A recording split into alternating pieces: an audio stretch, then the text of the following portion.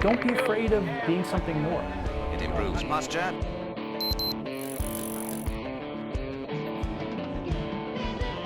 You're searching to be more, you're searching to learn more, you're searching to do more.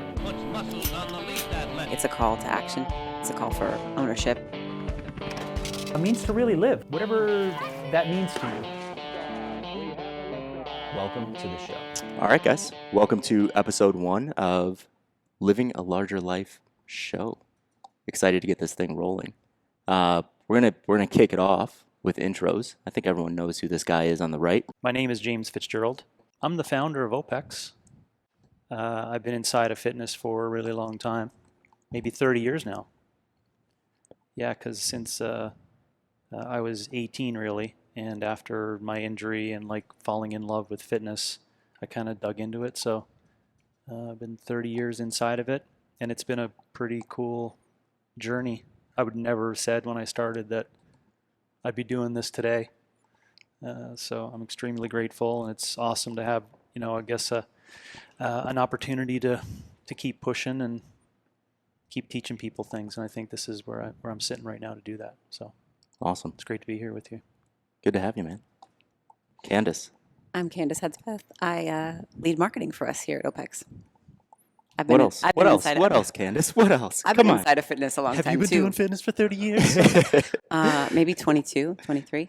Awesome. I'm not, you have a little leg up on me, right? Because I just turned 40. Yeah, I just aged then. Yeah. That's it. Nice. Awesome. Yeah. Georgia? Oh, I'm going next? Yeah. I'm Yeah. Georgia Smith. I also work for OPEX, so I create some, I think, pretty cool educational resources around fitness for fitness coaches, and I am a fitness coach myself. I love Brazilian Jiu-Jitsu, so that's a big hobby. Do you really? You guys might be Oh my gosh. Who would have thought? Never heard you say that. Nope. I have 2 cats. I love my cats. And I love my husband, who's actually behind the camera, so I think it's worth giving me a shout out as well there. Awesome. Oh, I'm Carl. I work for OPEX as well. I'm a father. I've been in fitness for quite some time. I've done a lot of other things as well. Yeah, we'll kind of get into that as we unfold the who are we. There's a lot of like what's the guy's name from Catch Me If You Can? Not Leonardo DiCaprio, the real guy. The real guy. Yeah. I kind of lived a Tom life Hanks like was that. chasing him. Yeah, lived a life like that. Not being chased, but just I've done a lot of different things. Yeah, cool. Not as old as James, so I haven't been in fitness for 30 years. I got to add that. Probably would have been though. Yeah, for Yeah. sure. Yeah. But going on a couple decades. So yeah, that's me, and this is our show.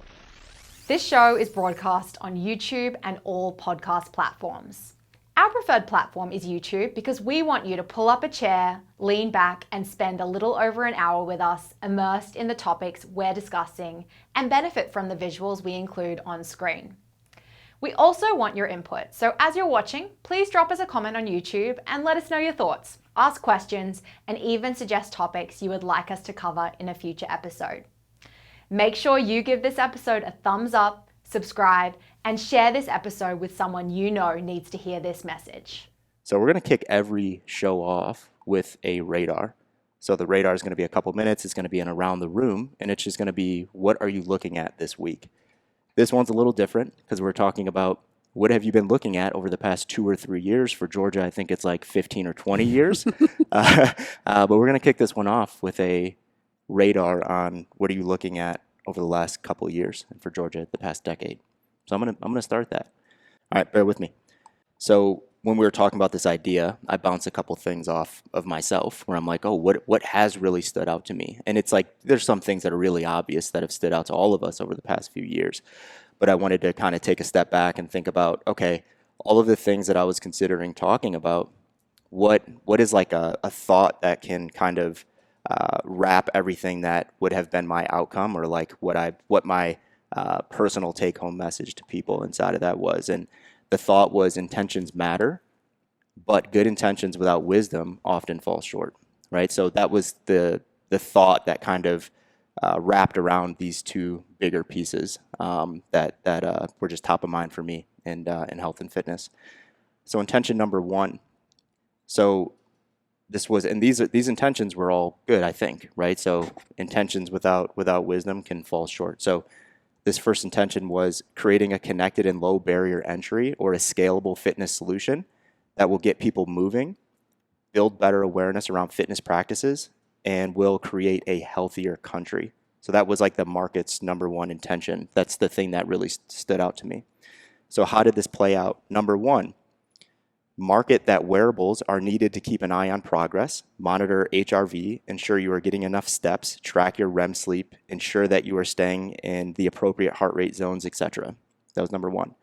Number two, how did this play out? Cloud-connected solutions like Mirror, Peloton, Tonal, etc. went to market selling that they will put a personal trainer in your home and you're going to reach all of your goals. You just need to sign up for this thing. Reality. Number one, wearables are moving people further away from self-governance, responsibility, and awareness of their own health and fitness. Number two, cloud-connected solutions gave people crap prescriptions, overpromised the idea of the trainer in your home, focused on collecting a monthly subscription over helping people find, let alone reach their goals. They are on a downturn, and most of these are on marketplaces around the country for a fraction of retail or collecting dust. So that was intention one. Intention number two that really stuck out to me was we as a country want to keep people safe, healthy, and alive. Obviously, this has to do with what's top of mind for everyone, COVID, right? How did this play out? Masks and vaccines were mandated for men, women, and children. Schools were shut down. And when open, it was difficult for kids to stay in schools because of stringent distancing and exposure protocols. Number three, health and happiness, promoting places like beaches, gyms, and hiking trails were shut down.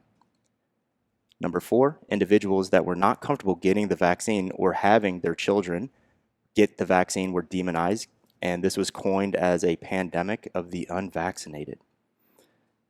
Reality, masks, the ones that people were wearing, were not as effective as everyone thought they would be in preventing the spread. Number two, children were at the lowest risk of serious illness, but the mandates had the biggest negative impact on their mental, physical, and developmental well-being. Number three, vaccines and boosters for those that fell outside of high risk were not as effective as led on at preventing or spreading the virus. All these were with really good intentions, right? Now the FDA, if you're following the news, is lowering standards even more to roll out new boosters by testing these drugs on mice rather than humans. Number five, if health was the number one priority, we would have put a look-forward game plan together focusing on minimizing the reactive response the next time around, paying special attention to the preventable comorbidities connected to deaths. Number one being hypertension, so let's decrease that. Number two, let's decrease cardiovascular disease. And number three, let's decrease type 2 diabetes. So we haven't really heard game plans that we're rolling out to address those issues. It's just like, what's the next booster? What's the next vaccine? As I said, this started off with a good intention, but with lack of wisdom. Those good intentions didn't work. And because of ego and steadfast ideologies, we are still not pivoting because I think we're just too afraid to say, hey, we were a little bit wrong. We apologized. Now we're going to move in this direction. So to cap that off, intentions matter, but without good intentions, but good intentions without wisdom often fall short. And I'm just taking a pause here to make sure that we know we are going to cover a number of those things. And not just because we want to discuss it and give our point or see how we saw things, but that it does open up a larger conversation for another time. And this is learning as we go. And maybe the radar in the future may do that. We may not get out of the radar. It may be so important relative to the topic. So, great. Well, as Carl already alluded to, my radar is a little bit longer term than the last couple of years. And part of the reason for that, I'm the baby of the group. I turn 30 next month. And I feel like at that turning point in my life, I'm doing a lot of reflecting on the life stage that came prior. Which, for me, a lot of that is like looking at the things I was thinking about and doing when I was in university a decade ago. And I studied international relations in uni. I was particularly interested in like non-traditional security threats, environmental and health security, like big issues that I dug into at the time and were really important to me.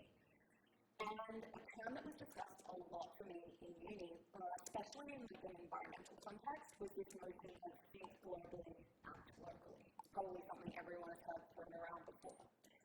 The idea of that idea is that it urges people to consider the health of the entire planet and to take action in their own communities and cities. So do things in your local environment to have a bigger impact.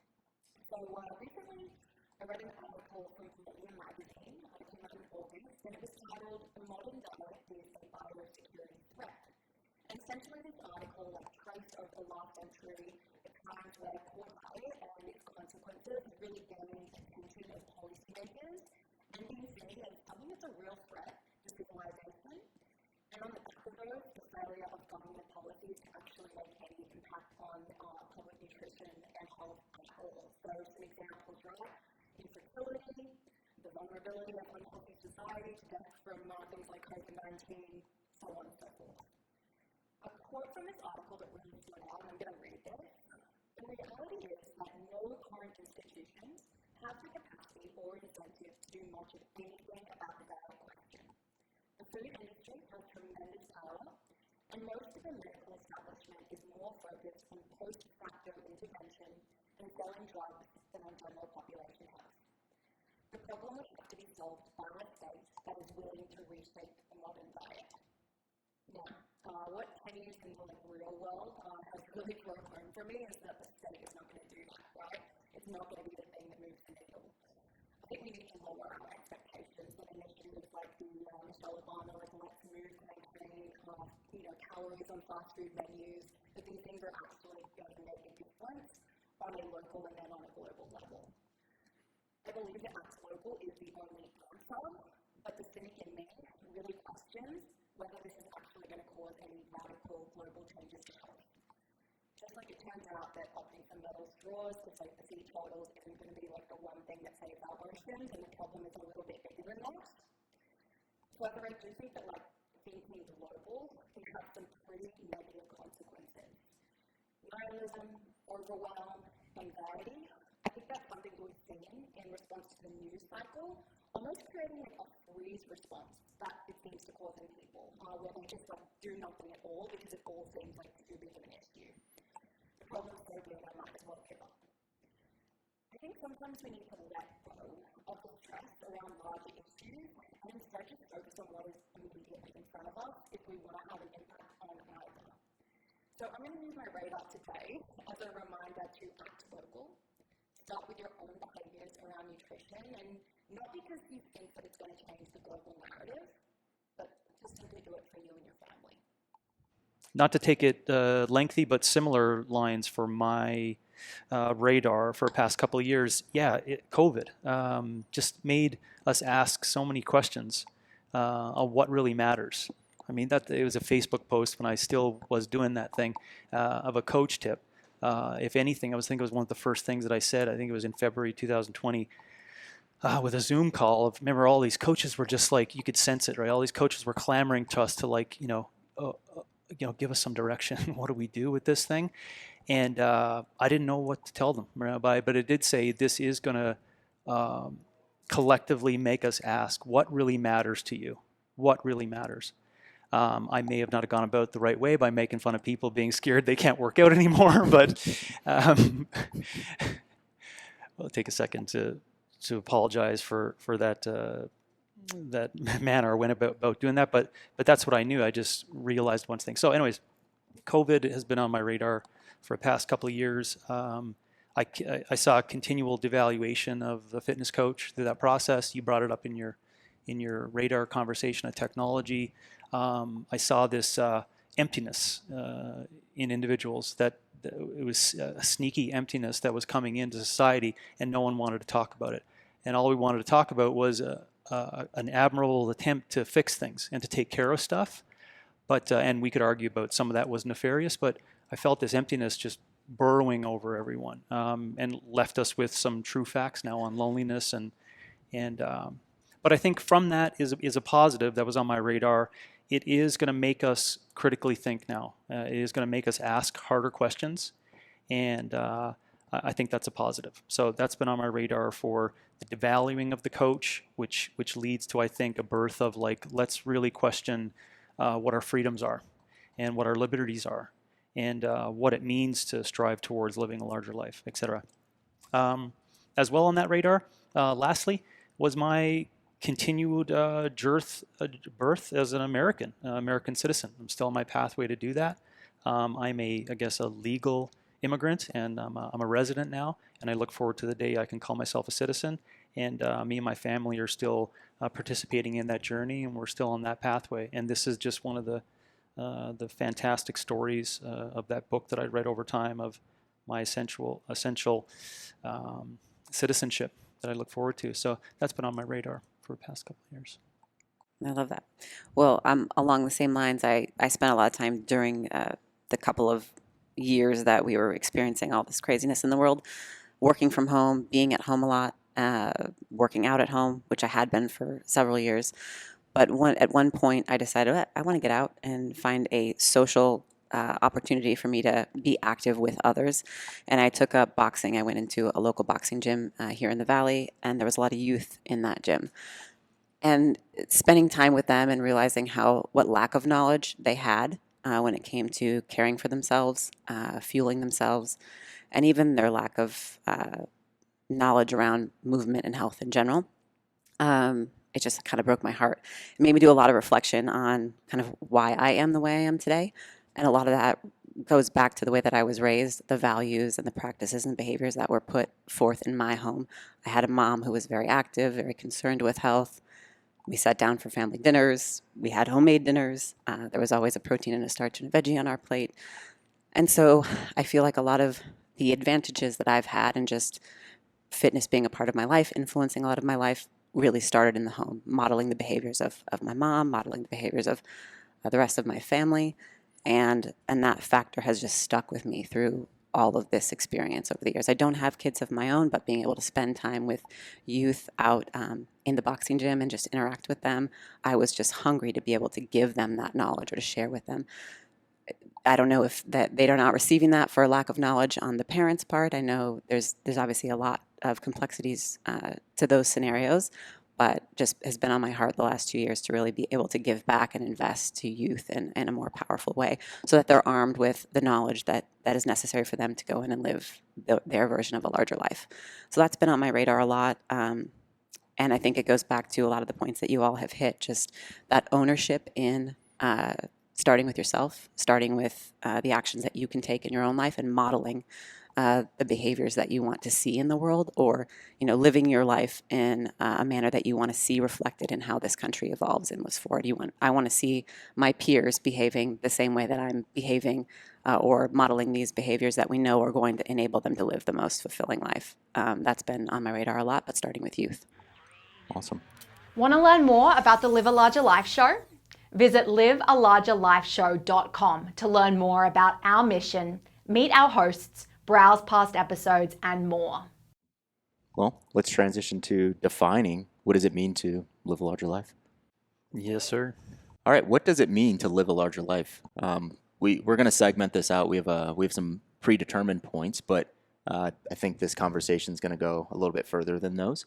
But to keep us on track, let's start with where does that term come from? Because this isn't a new term, as Kandace alluded to earlier. This is something that OPEX James has said for 20 plus years. Yeah. And I know kind of the idea of where that term came from, but I want you to explain that in your own words, James. Yeah, I think it was well, I'm kind of curious too. Hold that in your pocket where you think it came from. I think it came from being in the trenches with people, and then getting the success through CrossFit, and then getting into the online world through writing a blog, Blogspot, optimumperformancetraining.blogspot, and then recognizing that there's something more there. It's more about the thrusters. It was more about the performance. It was more about, more than the thrusters. More than, there was something there that, at the age, let's see, how old was I? 32, 33, 34. I think, which I want to come back to your through lines on 30 and growing and brain age and et cetera. Anyways, I think at that time too, I was like, there's got to be something more, you know? And I think those kind of things just went through my head all the time with like, if you go back on the blog, you could see some like initial attempts at the philosopher in me, like asking the bigger questions, right? Like, why are we really doing any of this? You know, you could see it in my words without being too open to make it nihilistic for everyone, right? Like, rip everyone apart. But it was my starting attempt at that, to say something like, I think we're trying to do something here that's bigger and more than what we currently are participating in. And so we came up with that. And, you know, I got to thank all the people at that period of time, the old Big Dog crew, the initial people that wanted to listen to me and what I had to say beyond the CrossFit sphere, all my clients back at that time, all the people that were on board with the crazy idea that I had in mind up in Aspen Drive. Yeah, we were actually, you know, pushing to live a larger life. That's where it came from. And it means a lot. There's a lot to it. I mean, I'll speak about it in more specific terms as to what I personally think about that today and what it means for this show. But that's the historical context. So it's got some really cool history. Yeah, where I was going with that, James, was I know that you know, the most, let's call it, impactful mentor that you've ever had. There was a connection there Yes. as well Yes. with that idea. Well, so great. You know, to my point on my initial insight into philosophy, that comes from Bernie. You know, the inspiration to just keep asking questions, right? And he instilled that in me. He made me, you know, ask all those really hard questions, and you know, and he would consistently remind me of the project, like, what's the project that you're a part of, or that you want to be a part of, or that your vision says that you can really go out there and do that. And yeah, so he helped me inspire those words. Yeah, really quick. So we're going to dig into all the specifics. And thank you for helping me remind me of that. For sure. No, it was I wasn't saying that as a gotcha moment, as if you don't know where that came from, but I actually did forget that the building of that came from my conversations with Bernie, so I appreciate it. Yeah, definitely. We'll get into the specifics and, like, you know, this is what sits inside of this idea, but let's maybe spend a second and talk about why we chose that as a name, and now what does that mean to us moving forward, to the people listening in and watching in. James, I know that was kind of on the tip of your tongue and you wanted to hold that back a little bit. Do you want to continue that and say, like, okay, that's what it meant for me then, right? What does it mean for you now? Why did we choose that name, and what should it mean for the people listening? Yeah, I think we came up with the name because we all felt, I think, that it was going to act as a guiding light, right? Because inside of the language itself, it says, you know, do more, be something more, right? And it says more than just live. I mean, live is so formal and easy today. Live, laugh, love. I mean, you know, live a blessed life, etc. Like those are great, probably very powerful intentions of ideas, but they're just not coming. So I think what we're trying to do in the project is to go after the larger aspect. I think we're going to continually learn over time what we mean by living, and we're going to continually over time understand what we all may disagree on or agree on as to what a well-lived or a larger life is. But I think that's what it was for. Yeah, it's a big project. There's a challenge in there, right? Where you're live telling, larger. Yeah, that's it, right? Like, just live. Yeah, there's a bit of a challenge inside of that, where it's like, don't be content with where you are today, right? Because once we fall into that contentment, then especially as we get to our more let's call it like our higher years, right? Yeah.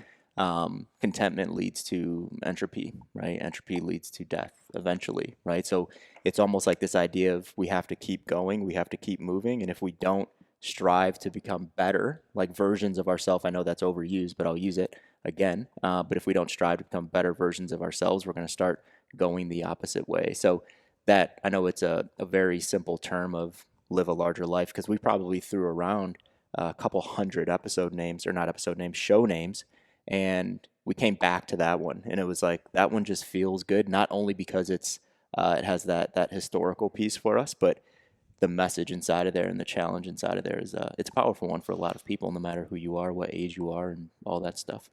Yeah, over time we can get into that idea as well. Of what's in the language of larger. I don't know if we want to do that today, but that's what I specifically mean by that is reaching towards your potential, right? Your own individual potential. The cliche Army statement, be all that you can be. It seems like such a cliche, bravado, useless, militant statement, but it's very, very powerful because it basically asks, it doesn't matter how you measure up to other people, but you've got to be the best version of yourself. Mm-hmm. And that also doesn't mean overreaching. That doesn't mean stupidity or fatalistic ideas, right? That means, to your point, so I would call it striving for contentment, because we're not striving for happiness, or we're not striving for, something else, because I think that gets jammed up in narcissism. I think we're striving to feel like at least we're trying all the time, right? Cognitively and physically. And I think that's what our show is here is to do, is to give people an idea on those guardrails and how to get started, and like, what is overreaching, what is too much, what do you mean by potential? I didn't know that I was capable of doing those things. I want people to learn that. That's right in front of them. And I think we can get that with this. So many windows too, because it's like, it's a call to action too. It's a call for ownership and responsibility. Yeah. It's you doing it for yourself, but also for those around you. I love it. Yeah. Let's go into asking a question that I think is an important one, and it is, where does vitality sit in this idea of living a larger life? Next week we'll go a little bit deeper next week, and we'll define vitality as if we're defining the same way we're defining what does living a larger life means this week. But let's answer that question of where does vitality fit inside of this thing. So let's start, and let's just give like the Cliff Notes version, because we're going to go deep next week. But what does vitality mean? Anyone? Yeah, Georgia. What does it mean? I think vitality is our window into living a larger life, right? If you think about OPEX Fitness and our history is around the behaviors that create vitality, exercise, nutrition, behavior. We'll get into all of those pieces. But living a larger life is a big project, and this goes like above and beyond anything we've discussed before. So vitality is the bridge that we get to have that conversation through. And to me, vitality is just creating opportunity, right? If we don't have vitality, we don't have the opportunity to live a larger life. We can't say yes to things. We can't decide to say no to something. So for me, to be vital is just to have this like blank slate that allows me to make those decisions and have that equality of opportunity. Yeah, I mean, we do have to, let's agree on this, right? Where does vitality live, right? Where does vitality sit? Like, vitality sits in all things that are living, right? So when we start to say, how do you measure vitality? That's a challenging one that we'll hit next week, but we have to understand that, or we have to agree on or disagree on. Maybe this is going to start a larger conversation. Vitality is the power that gives life continuance, right? It's like, how do we keep going? How do we keep moving? How do we resist that entropy? It's like, we want to keep filling up that vitality bucket. It's like, what does it mean to fill up that vitality bucket? It's giving yourself energy to live, right? Larger, longer, all of those things. So that's, just kind of feeding off of George's definition of vitality. That's what it is to me, right? It's like that. It's that energy source. It's that power source that keeps us moving forward. I see it slightly differently, but in the same line of being the aim. I see vitality as the utmost thing that we want to achieve, and that's how I define it. It is possible in our language, the bridge, or the way to get there could be that itself, but I see it as, to use your language, it's a sparkle, and it's an energy and a light, and I actually pull it from feminine language of radiance as the highest form of, yes, well, in my opinion anyways, I think it's the highest form, the highest order form of the feminine is radiance. And I think that is, I think to make it seem short, the bravado and the masculine, go hard concept has really diminished that concept for people. And so that's why I think vitality is a great word, because you want to have a light and a sparkle. You don't want to be 35 and burnt out with no light, but jacked and lean. You know what I'm saying? Like, or not be able to reproduce. You know, how vital is that? You see, so the concept of saying vitality is anti the current concept of what healthy is. That's why I want to call it the beacon. Yeah, and it's what people should be, quote unquote, striving towards, is being vital the whole time. That's the whole project. Not to extend this, I guess I am extending it, but Mm-hmm. because you said a couple things there where, you know, we're fighting against it. It's the masculine that's pulling away from, let's just call it vitality. What do you mean by that? Is it in action? Is it in thought? Is it a combination of those things? Can you kind of just Yeah, I think give the a little bit whole more? fitness project has been masculinized with bravado and testosterone and work hard, and I feel that's a masculine entity. It's like, it's because it's very admirable. You know, it's like, who wouldn't want to suffer? Physical sacrifices, I think, is a masculine entity. I think just females know better. They're like, that's fucking stupid. You know, why would you want to do that? But for us, it's like, oh, there's something deep and powerful in that. And I think we went too far with it. I think we like bleached it inside of the entire physical movement spectrum. And here we are, you know, here we are trying to come up with all these ways to like possibly, to keep going on that frame, demasculinize it. You know, fine. Even if I'm using the wrong words, I don't care. That's just what I'm sensing it is. So the vital component makes us go, we could still do this intelligently and have energy, right? And make it last a real long time. And is that feminine? I don't know, but it's definitely not. There's still a You're not going to foundation. get. Well, I'm just thinking about it. You know, with those kind of words, you're not going to get 1,000 bodybuilding bros with that message, right? It's like, but I don't give a shit. I don't care.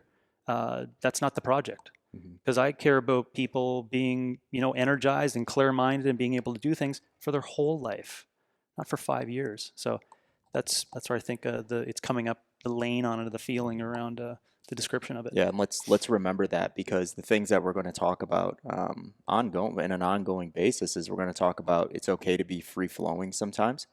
It's okay to not be in your fitness, right? In your practice, in your pursuit to increase your vitality. Because the things that you're talking about, James, like masculine versus feminine traits, we will propose a lot of things in terms of free flowing and be okay with like self-regulation, all those things. That's not very masculine, right? Masculine is what?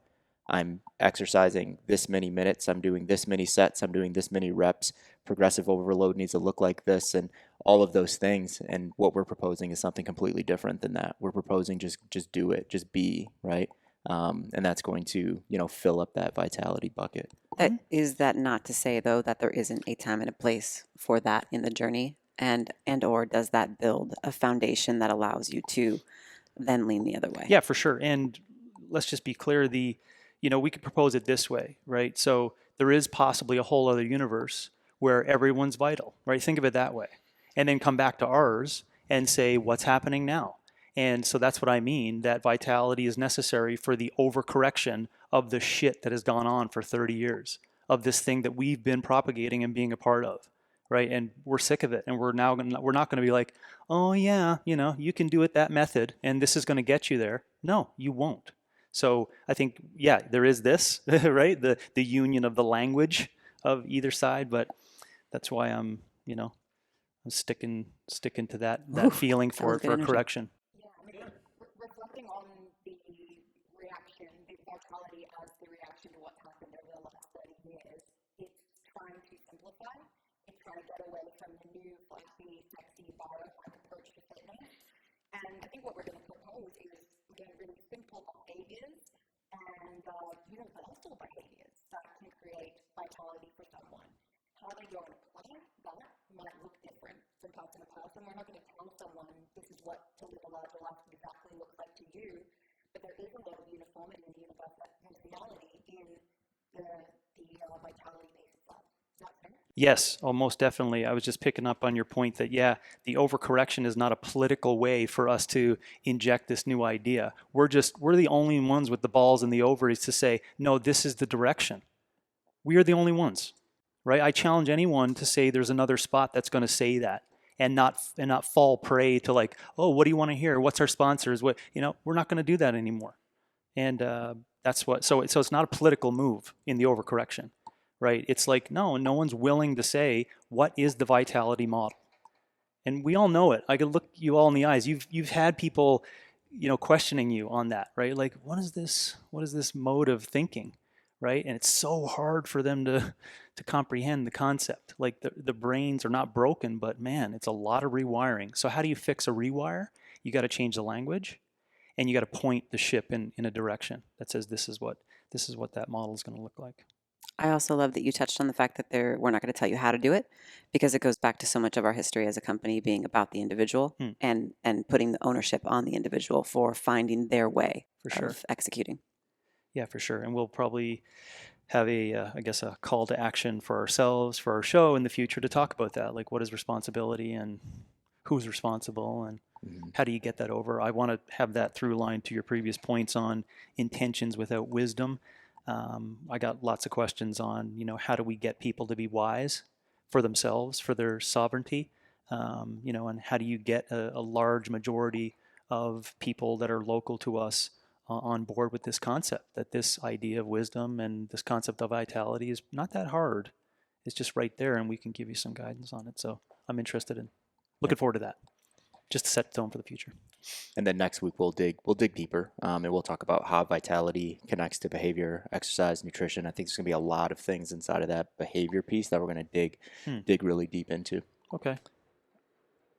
Next piece inside of living a larger life, intentions. Nice little segue after you hit the intentions without wisdom thing. So I hope that we didn't or I didn't propose like intentions. Having good intentions is a bad thing. It's not, right? We just have to know why we're doing things, right? And intentions change, right? When we gain knowledge, that might completely change our intentions, or that might be something that solidifies those intentions. But inside of this idea of living a larger life, you have to have really, really clear intentions. You have to understand that intentions matter. Without intentions, there is no, to use James's language, aim, right? Like we're flailing, we're just moving around in the ethos.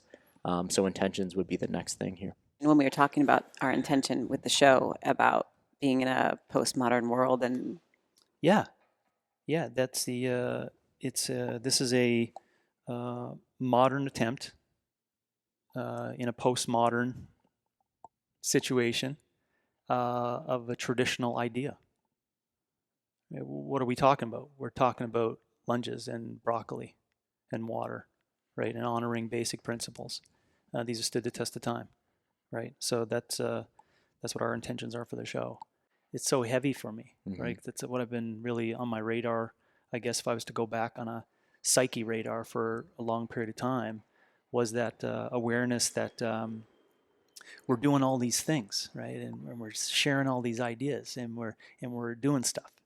And then you, over time, you're like, yeah, but it's not working out, and it's not working out for a lot of people, and it's not. And then you feel bad because you get so far into the project of doing things, and someone told you this way back at the beginning, right? That's what always like comes back is like I didn't listen, and what they said indirectly was that you got to ask why they're doing it, And man, that was heavy, and that's what intentions is about.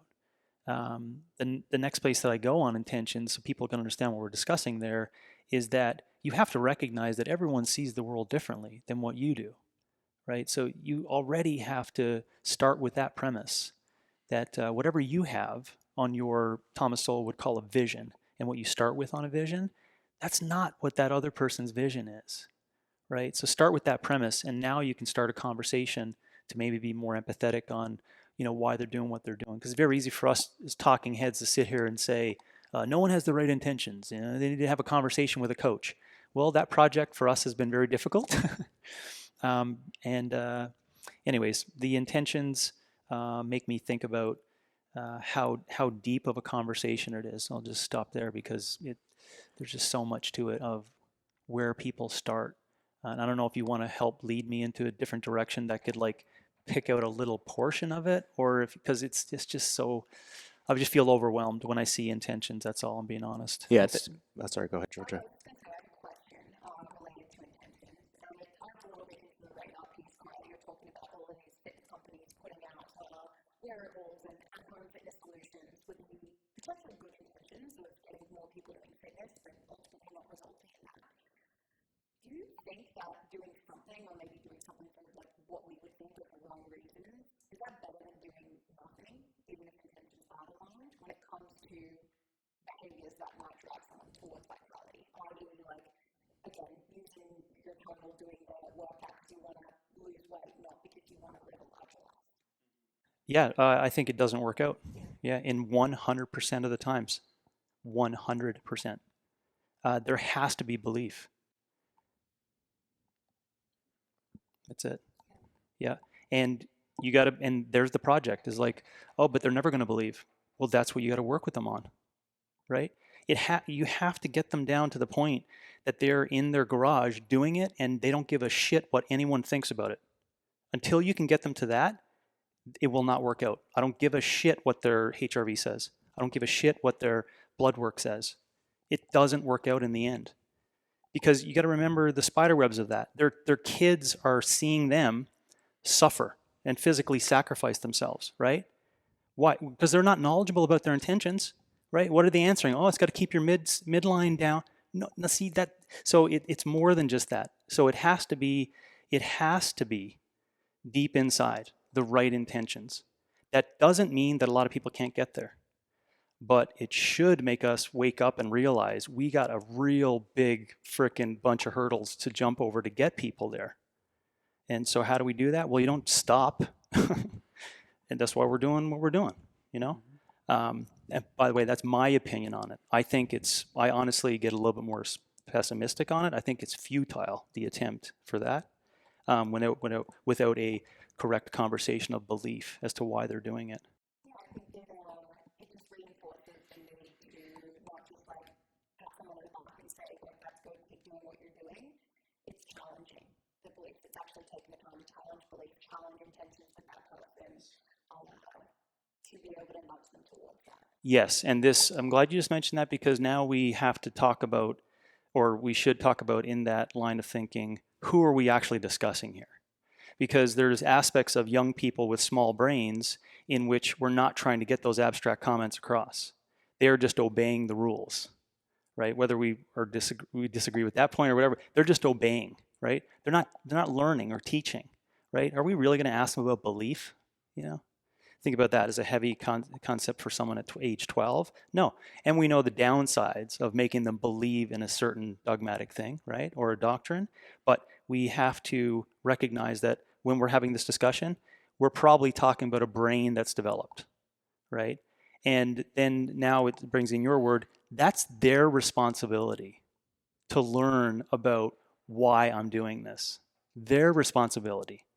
Now, you're going to be a part of that as a fitness instructor or an authority figure in health for sure, but they got to get that. And I would ask everyone not to stop short till everyone's on board with that.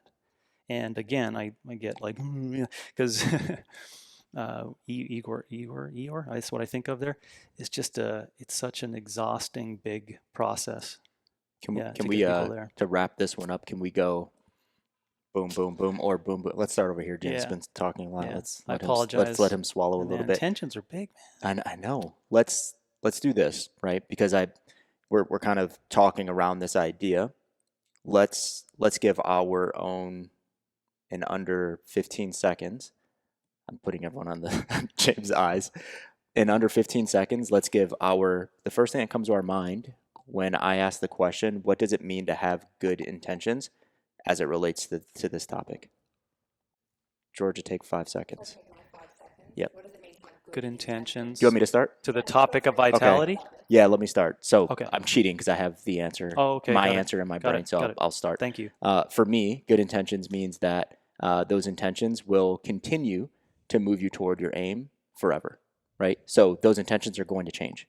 So my intentions might be A, and then I get 3 years down the road, I learned, and then now they're B, and then they're C, and then they're back to A. But those intentions are just moving you forward as it relates to living a larger life. I think that was 16 seconds. Your intentions will pivot, but the foundation of them will be the same. And just going back to your why, and if that why is for all of us defined under the umbrella of living a larger life, that could be to be the example for your family. It could be so that you don't have limitations of any sort, right? I think as long as they come back to that foundation, like you said, they can pivot. Yep. So beliefs have to be inside of intention. Values, belief. Yeah, values, beliefs, alignment, personal alignment, all that stuff has to be inside of intentions. It has to be considered inside of intentions. I'm doing this because I believe that, because this is what's going to give me, I think, fulfillment. This is what I think is right? Like all of those things I think have to be inside of intentions. And we're not saying intentions toward a goal, right?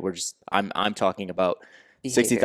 60,000 feet out, right? Living a larger life. What are my intentions as a human? That's kind of where my head is on that.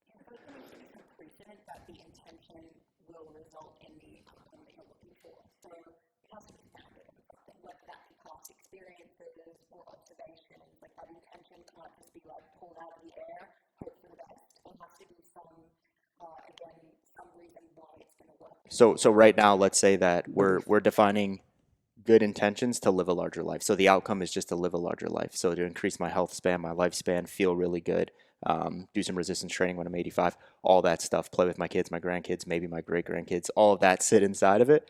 But that's the outcome. So with that being the outcome, and we all agree on living a larger life is the outcome, what are good intentions to you? Good intentions. Like the good intentions would What does it mean to have good intentions? have good intentions to know that you have integrity with the thing you're trying to work towards, right? Yep. Again, because there is some precedent or some experience that suggests that what you're doing is moving you towards what you said you're going to do. I don't know. I maybe just rambling off some things. The intentions has to be your reason for doing it, right? So it has to, and then I back up and say everyone's not going to have the same reason. And then I sit in a modern world and see that 99.5% of all people have been affected by society and culture that dictates man. So society and culture dictates man today, and it moves a lot. So that coming back to your, it's like I wrote down inherent intentions, right? Because I truly believe that people are born to be free movers. So I believe that when you are born, you're a free mover. But I think we're in a society where there's, and generations deep now, on that concept that has been lost, like truly out of, let's call it Wikipedia or any encyclopedia, right? It's gone. So yeah, the intentions are not inherent anymore. So I don't know where that leaves me with No, that. that's good. I think No, we that's got. good. I think we have to. I think what I'll land on, if I let's rewind this whole thing out without doing it, I would have asked it by, you got to, asking questions is going to get at the right intentions. I think, because you're going to continually say, what's the reason behind this, right?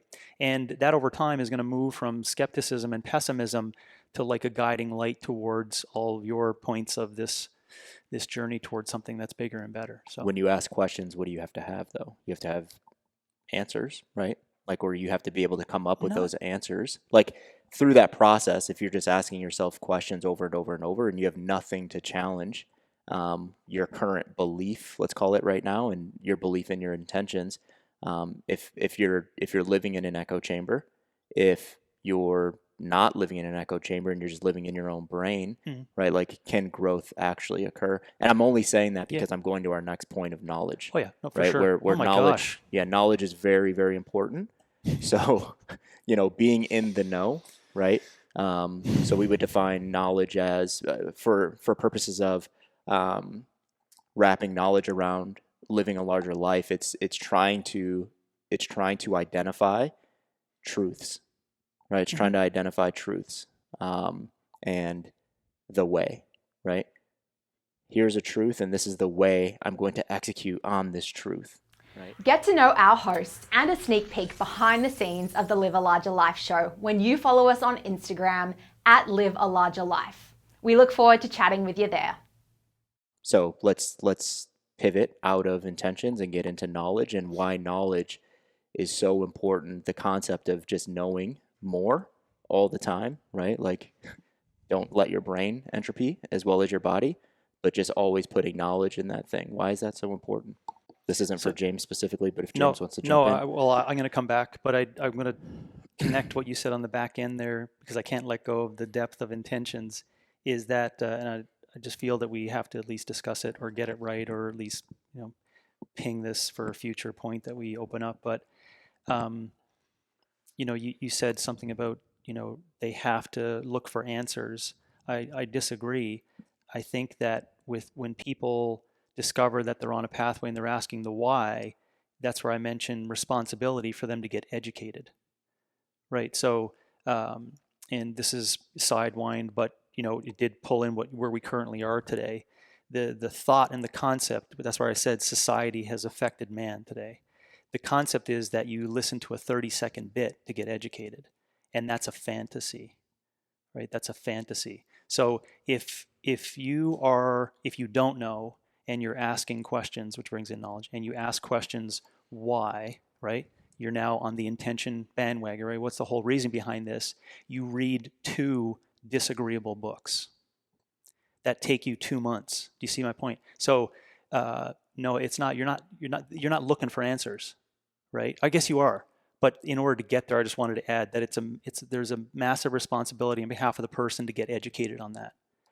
And of course, we're not necessarily talking only about fitness there. We are articulating the ways in which we believe someone achieves a larger life, right? Mm-hmm. Just tracking. Yeah. What's inside of it? Yeah. What's inside of it? Because intentions, and I know James mentioned it, it's such a big one, but depending on what our intentions are, that's something that a lot of people just have to live with for a very long time, of like, what are my truest intentions? You raise your hand. Yeah, no, this my point will be the whole idea of this project, right? Mm-hmm. Is that, and I get talking, and I'm like, but I said this the same way for so long. That's why we've landed on do it for you, Mm-hmm. and do it because you can. Mm-hmm. That says everything about intentions. And until you get people there, don't stop. keep trying. So yeah, it includes your point of the idea of trying to go towards that. It uses our language of what is being vital. What are we searching for? We're searching for vitality, right? What does live a larger life mean? Well, it means to strive for something more. All it has encapsulated in those points. Do it because you can, and do it because it's for you. I think what's important inside of Kandace's comment was we don't have the answer yet. You know what I mean? Like, we don't have the playbook of like, these are the things that every human needs to do to live their largest life. We have answers on like, here's an idea here, here's an idea here, here's what we think you should do, using James's term obey, right? It's like, just obey these things for a while and figure out, do those things work for you, right? But going back to intentions and the piece of like, do it for yourself and do it because you can, it's like that first one is, that's something that I think a lot of people have to live with for a while. What does it mean to do it for myself? Mm-hmm. Right? What does it mean to do it for myself? Because someone might think doing it for myself means I'm putting this thing on social media because I want to get a lot of likes, and that makes me feel really good. So I'm doing it for myself. We would disagree with that, mm-hmm. right? You're doing it for someone else, but you're getting some like dopamine and some excitement inside of you when you do it. Mm-hmm. But that's the big one to me, is do it for yourself. Like, really investigating, what does it mean to do it for yourself? Yourself means you're doing it not for anyone else. So what you mentioned was an example of doing it for something else. Mm-hmm. Oh, no, you're good. I was just going to say, it blows my mind because all this makes me think about the fact that so many people today have never been challenged with this living a larger life. It's not even something proposed to them or on their radar of things. They're just living what they know as living. Yeah.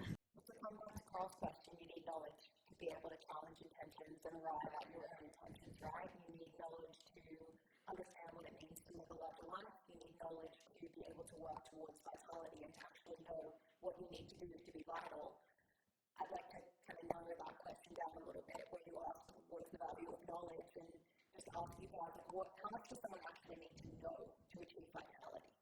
Just because I know for time, I actually think there are the answers, and I think it's pretty simple. You move every day, you eat real food, and you learn every day. And that could be expanded upon. But the people that are going to argue that point are the people that are grabbing this knowledge of power from people. I really do think. And we played a role in that as well, right? So you got to know it inside of yourself first in order to see that. But I think they are pretty simple. And I think we come up with things, including this possibly, that makes it more challenging for people to understand what that pathway is. So I do think that knowledge is there. And it's I think a secondary thing we all have to ask, and I've swear it a couple times on here, I'm not going to purposely try to do it again, but we're talking to adults here, right? So, young people can't know. You think you know, but you don't know what you don't. You don't even know what you don't know, right? And there's a lot of adults that don't even know what they don't know, right? So inside of the knowledge point, you have to take an individual perspective as to who you're speaking to. It has to get like hyper individualized by first saying, do you even know what you know and know what you don't know? And if they don't get past that first, I think even the conversation on knowledge is like, you're just throwing things out. So there I offered like a reductionist concept to what the knowledge is that is the right way. And then, it is complex inside of it for each person. But I don't think it's complex in like people even asking those questions. And we're going to be a part of that. Like we're going to say something that's like, oh, geez, I never knew that was that. Oh, now I know something, right? And then it bundles and bundles and bundles. And then hopefully you'll see the through lines for truth.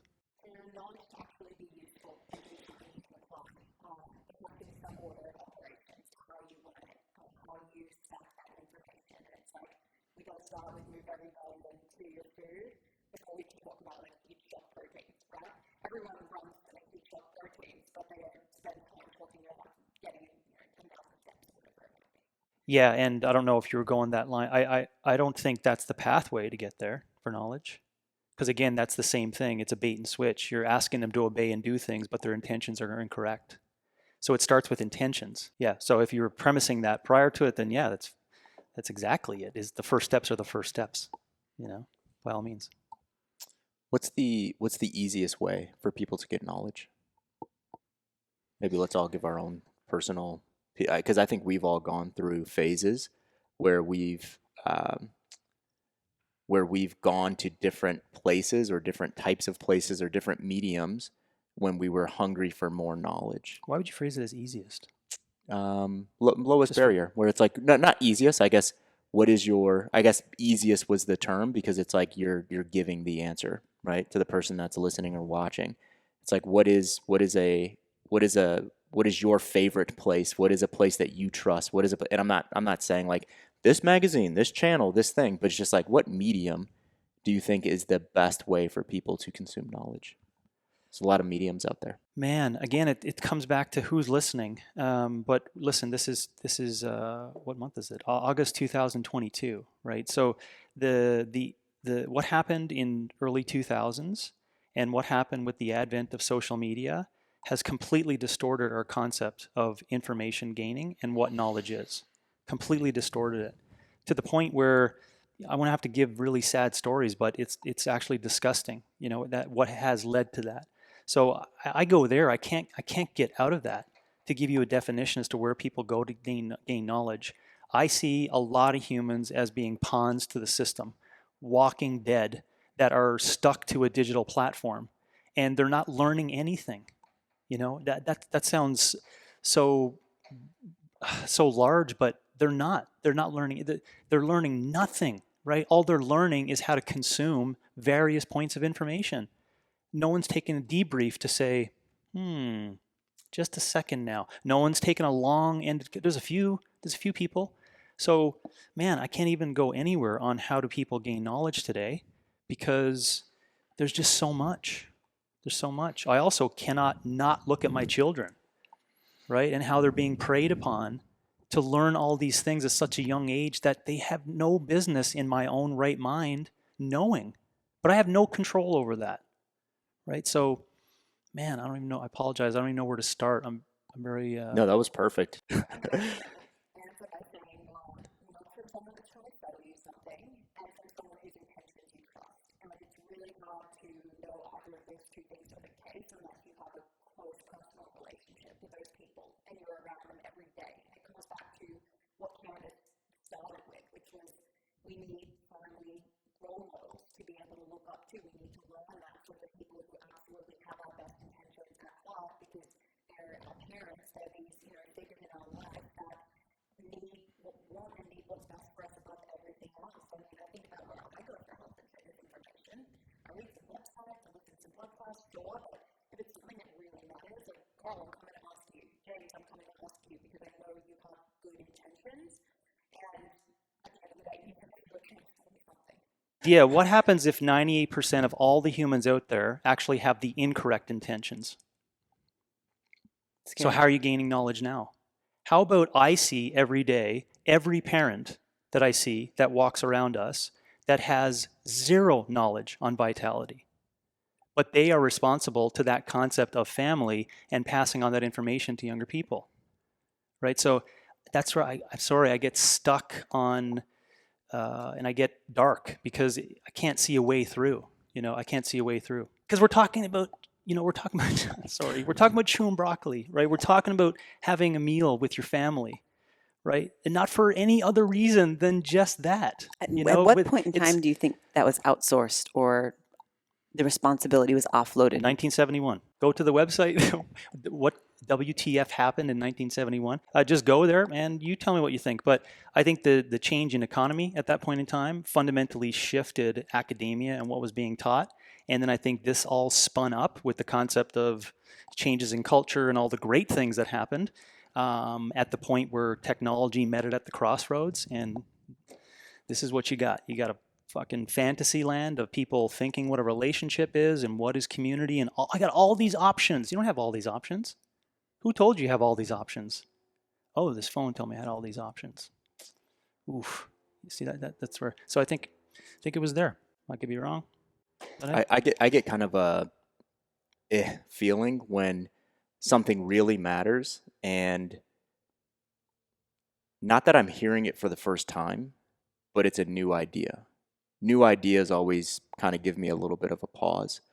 And we're just having this conversation yesterday about like this concept of living in year zero, right? Where it's like everything is new. Everything is new. All ideas are new. Who cares about tradition?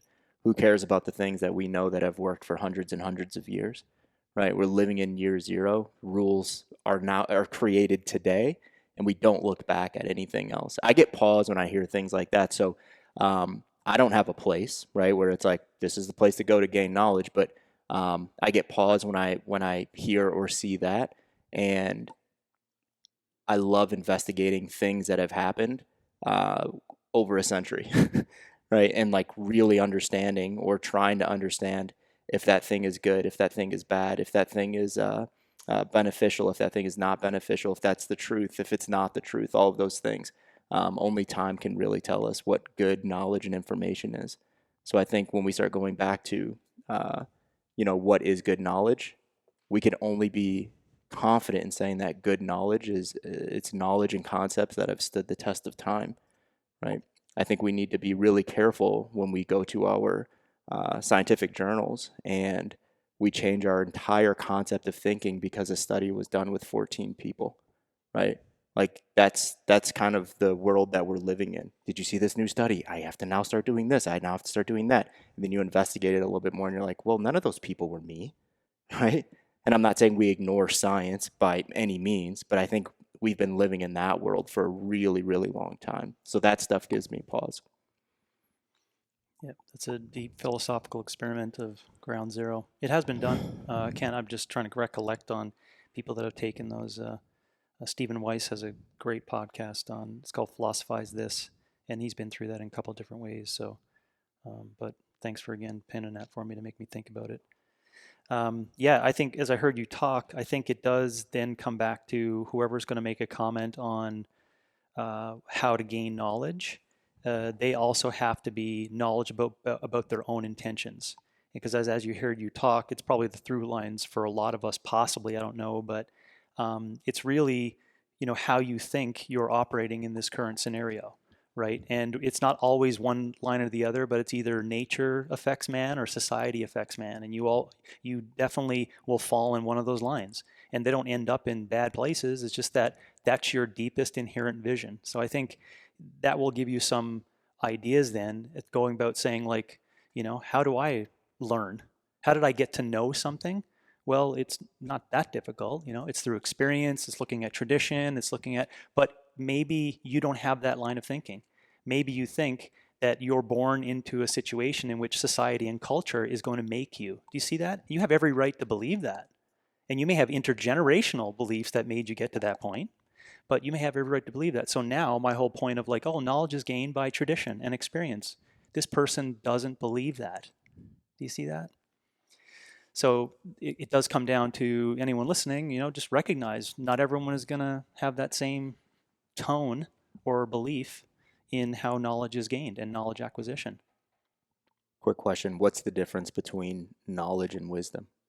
I think knowledge is on the pathway to wisdom.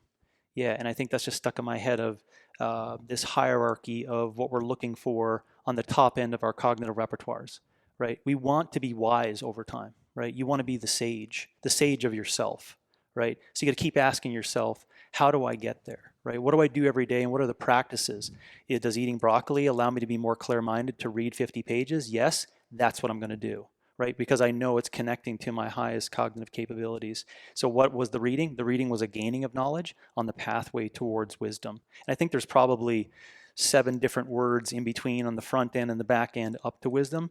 But I think wisdom is that hierarchy top end of, what we, I guess, in our language would call mastery and grand mastery. Yeah. Through experience, right? You can know something without having lived it and actually seeing how it played out for you.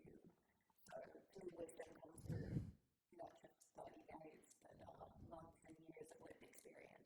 What we've discussed many times before on CCP calls is that you can't be a life coach without living any time. So to your point, experience will create those things. So it does bring up the philosophical conversation on, well, when is wisdom achieved, or what is wise? Who is wise, right? And I think even that in itself is certainly questioned today as to who gains that. Just as what's coming up in my mind as I'm talking about it, I think we've lost that. I think we've lost the concept of respect for elders today. Not just within, like, our family units, as an example, just to give you an idea of different cultures who don't have it the way that I was raised anyways. There was an expectancy that I kind of look forward to when I see my girls growing up and having children. I was like, I'd love to be around them and their children. Now, I never wanted my parents around, but do you see how the concept there wasn't around grandparents helping out when both parents were working, or etc. It was about offering wisdom, right? Wisdom on what it means to live, right? And so that's what I think about that's an insight into what I think largely has been lost. I speak about it all the time in fitness, right? Where are the wise people in fitness, right? Where are they? They used to be around. They used to be my mentors, right? But today, because of mass media, you just show off a body part and now you're the expertise. We've lost it. It's completely gone. So that's what I also think about as the sad aspect of wisdom and the gaining of it. But I hope people are pulling out what you just said there. It's going to take time, a lot of time, right? So you're 22 and you want to teach someone about how to live a larger life. You can only teach them what you know, right? But you're not wise. You're not wise, young grasshopper. Yeah, you can feel and just hear wisdom when you hear someone talking about something that they have a vast amount of experience in that thing. And I'm not saying just because you have experience in something you do have wisdom, but I do agree that is a massive part of that, right? You listen to like Thomas Sowell or something like that, and you could just hear wisdom spewing out of that guy, right? Demeanor, what he says, his experiences, all of that. It's like, that's a wise person, right? You look back at him when he was 22 having those conversations, you can tell that the wheels were turning in those old, like 1965, 1970 interviews. the wheels were turning back Yeah. then. He had like knowledge, and that knowledge has now turned into wisdom, right? So it's really interesting. So I do think that to kind of double back on what Georgia said, I do think experience is a big thing there. So I've just been asking myself that question a lot lately, knowledge and wisdom and the differences between those two things. So I think that might be a good place to end this one. Let's wrap it up there. Thanks, Appreciate guys. it. Thank you all. Thank you.